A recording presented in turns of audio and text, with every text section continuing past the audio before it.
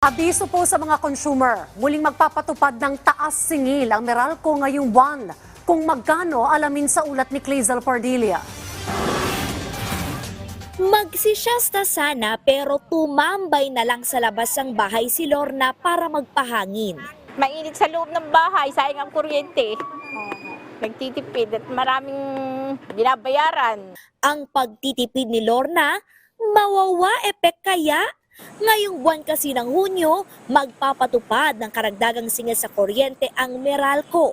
64 na sentimo ang aumento sa bawat kilowatt hour dahil sa mataas na demand na nagtulak sa generation cost, paghina ng piso kontra dolyar at transmission charge. Sisirit sa 129 pesos hanggang 322 pesos ang bill ng mga customer ng Meralco na kumukonsumo ng 200 hanggang 500 kilowatts.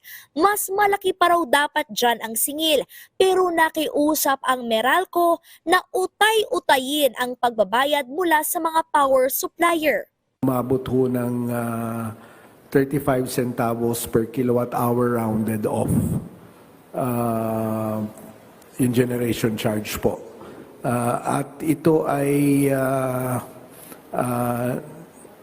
kahit papano naibsan, dapat kasi mas malaki pa sana ito, pero para mapagaan ang epekto sa mga bill ng customers, nakiusap po kami sa iba't iba nating power suppliers na ipagpaliban muna ang pagsingil. The deferred generation cost po ng 500 million will be collected equally over 3 months.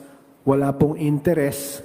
Hinati sa 3 buwan ang dagdag singil na 45 centavos na kabuang gen cost na kokolektahin hanggang Agosto.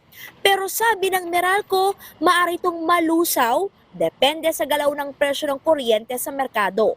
I think and I hope the worst is over as far as the surge in demand is concerned. The weather has slowly been in a better climate condition.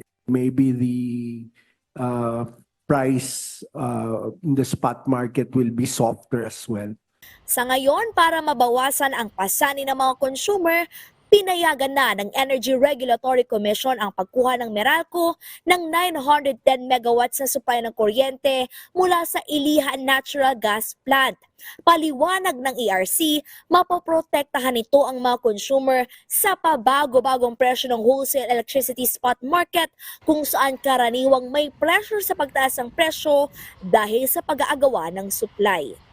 Clazel Pardilia para sa Pambansang TV sa Bagong Pilipinas.